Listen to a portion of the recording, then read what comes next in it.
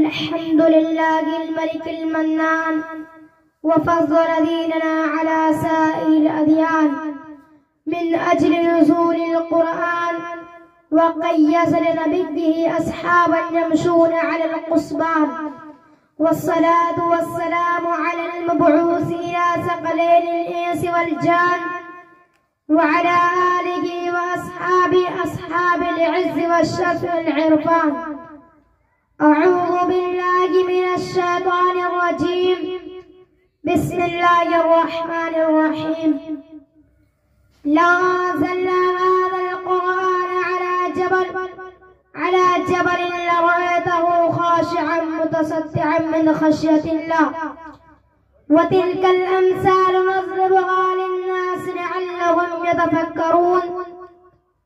أما بعد، فيا إخوة الإسلام، إن القرآن هو كلام رب العالمين، وحبله المتين، والصراط المستقيم، ونوره المبين. أيها الإخوة الكرام، القرآن وهو عصمة لمن اعتصم به، وشفاء لما في الصدور. فيا إخوة الإسلام، من قال به صدقه، ومن عمل به أجره، ومن حكم به عدله، ومن دعا إليه هدي إلى صراط مستقيم.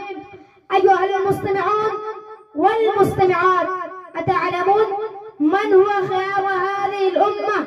اسمعوا إلى الحديث الذي رواه البخاري عن عثمان رضي الله عنه عن النبي صلى الله عليه وسلم قال: خيركم من تعلم القرآن وعلمه، ومن فعل قراءة القرآن أن قال له بكل حرف 10 حسنات.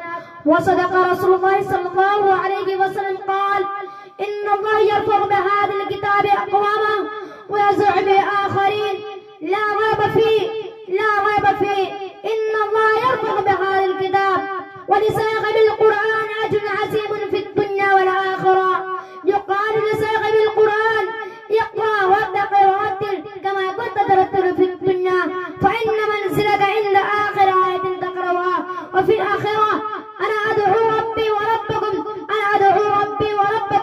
اللهم اجعل القرآن ربيع قلوبنا وذهاب همومنا وعمومنا يا رب العالمين.